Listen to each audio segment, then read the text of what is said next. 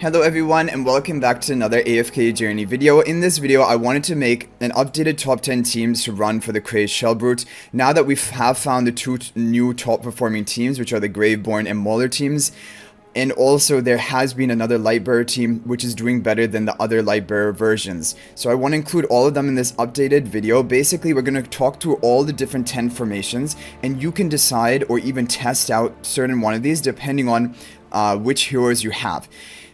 And the good thing about this is that out of these formations, there is going to be one team here which is the best for you. And you just have to experiment or basically decide based on the heroes you have developed.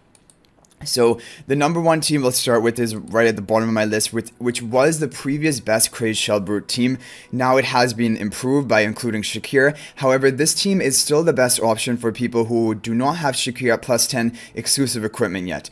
However, in order to run this team, or basically whenever the Phraestos are on the backline carrier tiles, that means this is a Phraesto Carry team. In order to run this, you need to have Phraesto highly ascended, so that he can have as much stats as possible. Some people have the best results with a team like this, even with like a mythic level Phraesto. But I would say a safe breakpoint is mythic plus 10 exclusive equipment, or above that is when you're really going to start shining with this team, because you want Phraesto to be as high damage as possible, and for that he needs stats.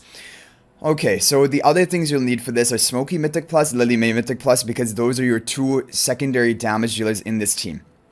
Mikola can work at one copy, Kruger can work at one copy. Kruger is just here as a melee hero to take the gulp of the boss, and Mikola is here to buff up your team temporarily and then take the gulp as well. And if you have Mikola at Supreme Plus, this team is going to be even more effective, because as we saw before, she is going to be buffing up your frontline heroes even when she has been gulped by the boss.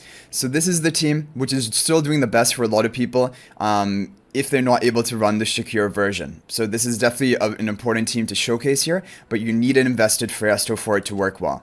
Okay, next up we have like the opposite. If you have one copy of Phraesto, an epic one. So basically all of my formations that say one copy here, it means it's a team geared towards if you have a lower sentient Phraesto. You have to have Phraesto, otherwise you cannot even put this team together. He's a really good option because he has two heroes which can both take the gulp of the boss. Before this, you can go with one copy of Phraesto, epic. You can also go with one copy of Mikola for this team. Even in the previous team, it can work, one copy of Mikola, because she's going to be buffing up your team, and then for some time she can be gulped as well. So she doesn't need to be highly ascended. Lily May needs to be Mythic Plus, Smokey needs to be Mythic Plus, otherwise their damage is going to be way too low to be running this team, and Odie should be Mythic Plus or above. Resonating Spell on the Odie, and the Odie and Smokey on the buff tiles. This is a really good team for a lot of people. Again, this can be a top performing option. Let's say you have an epic Phraesto, you have Lily May, Odie, Smokey built up, and you have a one copy Mikola. This is probably going to be one of your best team options to definitely give a try. And again, this is using the Maulers. Okay, similarly, but for the Wilders now, we have, and by the way, the main Phraesto is going to be in front of Mikola to give her the energy generation. Okay, now for the Wilders, we have a similar looking team.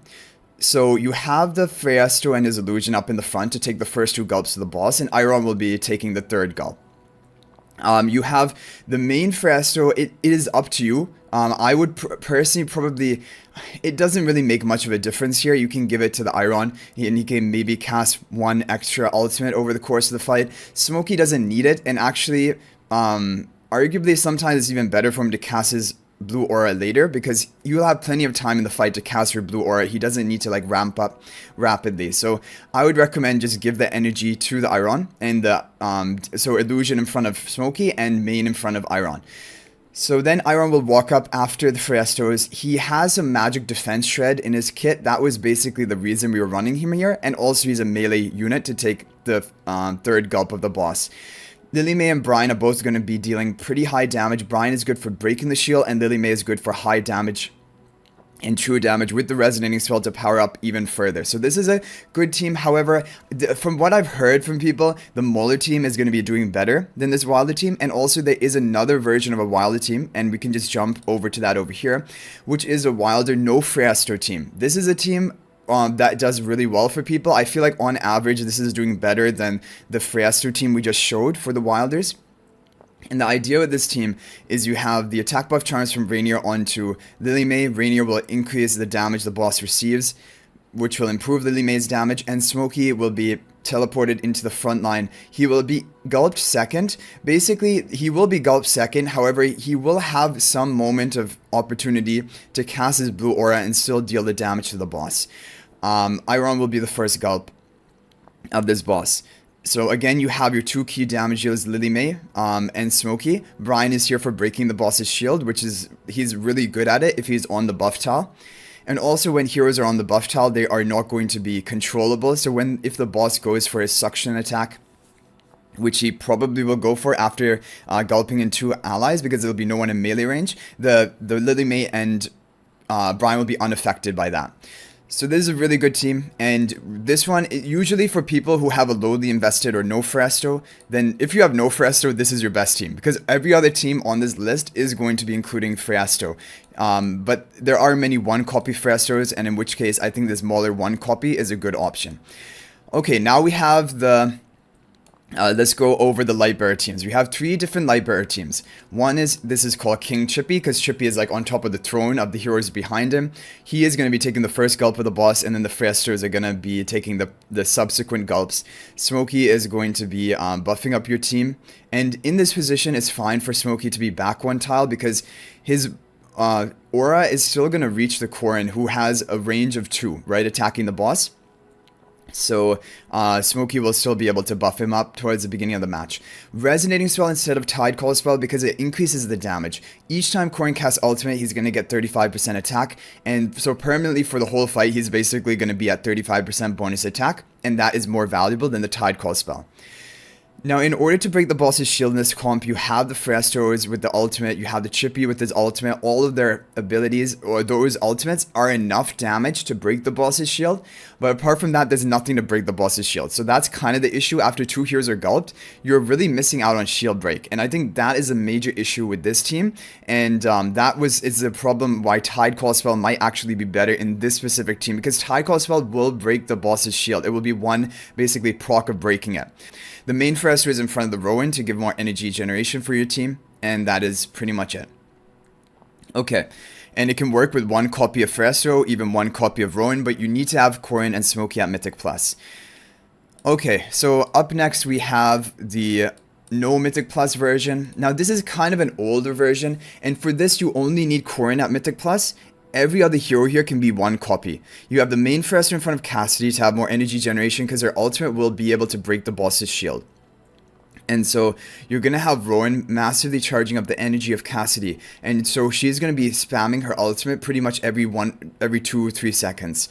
And that is going to be breaking the boss's shield. So because you have a really reliable shield breaker in this team, you're actually good to not have a Tide Call Spell. So Resonating Spell definitely is better in this team, but the previous one with Chippy, like we mentioned, you only actually have the Phraesto, but maybe 1 Phraesto is enough with the Rowan energy generation to actually break the boss's shield. So Resonating Spell is probably the best in both, but I would try Tide Call in that one if you give it a try.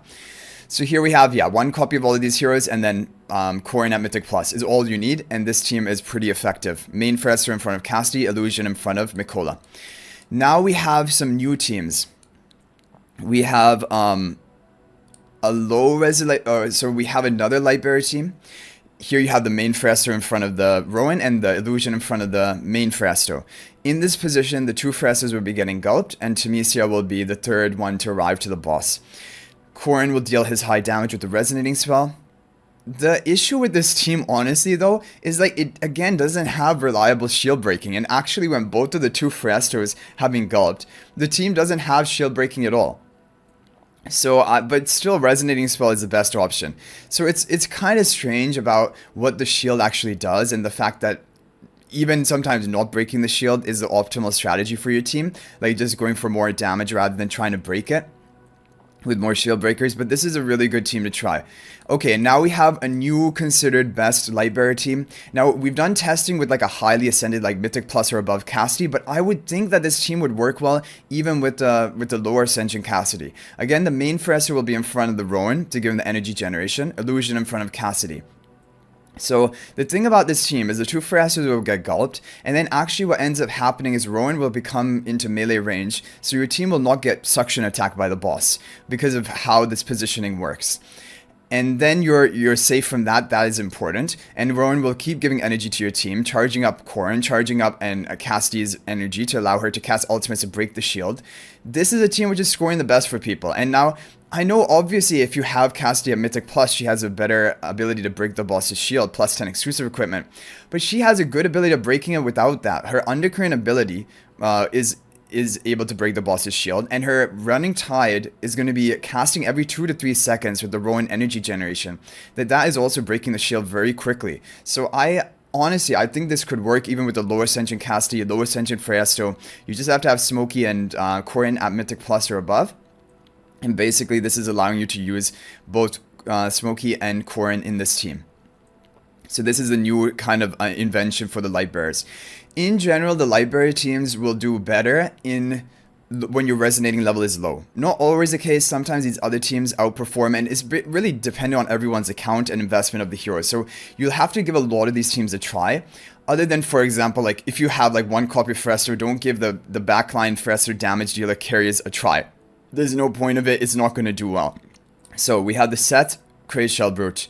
This team, if you don't have Shakir, basically this was like the version we saw with Kruger, but instead of Kruger in the position right next to Smokey, you have Seth off to the left. The difference between Seth and Kruger is so minor.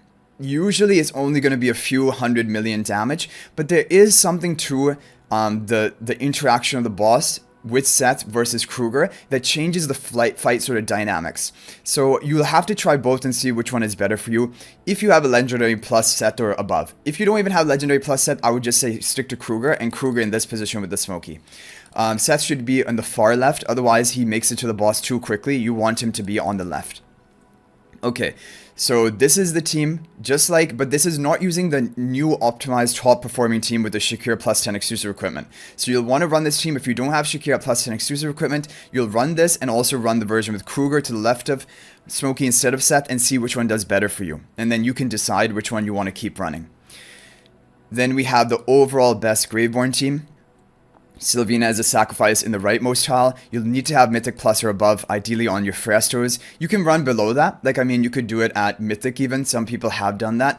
You can try at lower Ascension and see if it works for you. But I would say Legendary Plus probably the minimum. And at that point, other teams might be performing better for you. Ludovic, you want to get stats on him, so have him ascended as much as you can and exclusive equipment upgraded if you can, because he deals HP per second damage, which is going to be proportionate to his attack. So the more stats you can get on him, the more damage he can deal. Nero is just here for the charms. He can be one copy. Smokey has to be Mythic Plus for his damage output as well. And now we have the overall top performing team. With Shakir, plus 10 exclusive equipment on Shakir is needed for this team. Mikola should be at Supreme Plus. You can run it before that, but Supreme Plus is when she becomes really good for this team, because then she'll continue casting her Courage Sphere while being gulped by the boss. So Supreme Plus is almost a requirement for this team. So this is the most heavy investment required team to run. However, it is an overall top performing team in the game. Now, some people do better with Seth, some people do better with Kruger. Kruger and Seth will both be on the same tile. It's not that Kruger will be on the left tile of Smokey in this comp. In this comp, both Seth or Kruger will be on the tile that Seth is currently in. You can try both and see which one does better for you. For me, Seth does a bit better on average, and even for my Guildmate Splash, who has Paragon 4 heroes, Seth does better for him than Kruger. However, there are other people with the high investment where Kruger does better than Seth. It's just really confusing which one is actually the better option. You'll have to try both and see for yourself. And yeah, this is the overall top team. And then that is going to be it. We've now covered all of the updated top 10 teams that you can try for the Crazed Shellbrute with their different requirements. So hopefully you can decide on which team to try and shoot for, and you can try on multiple teams. You don't have to just say, I'm just going to pick one. You can say, which requirements do I meet? Like maybe you meet the requirements for Mauler 1 copy, Wilder 1 copy, all of the different Lightbearer teams, no Phraesto. You can do all of these teams, test all of them with a high upgrade of your faction talents, and see which one is getting the highest score for you. So taking a look at the faction talents, you can get a lot of value from just stage 3. Stage 3 for Maulers, you just want to get the attack, and attack on the left side. These are the key nodes, and if you can get this energy on hit, it might make a bit of a difference, but honestly, I think just these attack nodes, and then you can stop there. You do not need to upgrade to stage 4. That's crazy, and that's for like the optimized team comp, the top 1 team comp. You get a lot of your value from damage just from these attack nodes on stage 3, and that is all you need. For the Graveborns, you do not really need that much defense penetration because the HP per second damage is not going to be affected by the penetration as far as we know. You want to get this attack buff node, all the attack buffs on the left side thing, and you need, oh, of course, most importantly, you need to get this final node on stage 3 because this is going to be more HP per second damage dealt to the boss. And a key reason Graveborns are good. So even before going for the right side, go down the left side, unlock this final node, and you can stop there. You do not even need to go for the right side. This is very minor, this skill upgrade. It's honestly a really, really minor thing. So only do it if you have resources to spare. Just going left and final node, that is more than enough. For the Wilders, you want defensive stats, so you can ignore the right side, and you just want to go left side to get the attack, and also get this cheap attack speed node. And then if you want to, you can also go for... this skill upgrade is pretty good, and then the final node is also going to increase your damage a little bit further. However, the thing is, this is not really too great because this is not true damage, right? And the way you're dealing damage to this boss is true damage. So what I would recommend is, and actually this one doesn't even increase Lily May's damage, right? Because Lily May has a range of 3. She's not more than 3 tiles away, unless they're considering 3 tiles to be considered that. But I would definitely go for the left side. Oh, I would go for the left side up to this attack node. I would also get this attack speed node. I would not get this HP node, and I would get this skill upgrade. And then I would probably stop. If you have more, you can go for the final one, but I don't think it makes a big difference for this boss. Now, Lightbearer, there are a lot of nodes you want. You want the left side for sure. You want the middle up to this skill upgrade, increasing the ultimate damage with the shadow. Do not get this final node. This is not needed. Your heroes are not dying, so this is useless. It's only activating when your heroes die. The right side, this is a bit useful to penetration, but this is the one you can skip out on if you want. Left side, up to this one in the middle, and then you can skip left, or you can go up to this on the... I mean, sorry, not skip left. Skip right, or go up to this on the right. So those are basically the faction talent quick guide that you want to follow. Well, hopefully this was helpful, guys. Good luck on finding a team. I know it's difficult and it's really confusing because there's so many teams out there, and I'm uploading a lot of videos on like the top performing teams, and then people are confused because they're like, well, how do I run that team? And then like I've explained the requirements in one video, but maybe people have missed that one. But basically that's why these videos and updated top 10 videos are important, because then we explain all of the requirements and also the current top teams that you can try for your account. So hopefully this was helpful, guys. Good luck getting a higher score on the Crazed Shellbrute. In the end, it doesn't really matter what score you get. It will give you a bit of extra EXP and extra season essence, but you do not have to like min-max this so hard, and the only reason I'm kind of doing that is just trying to break different scores and just for the fun of it. It's not actually that this is actually useful. But anyway, guys, thank you for watching. That's gonna be it for this one. I'll hopefully see you guys in the next video, and until then, everyone, peace out for now.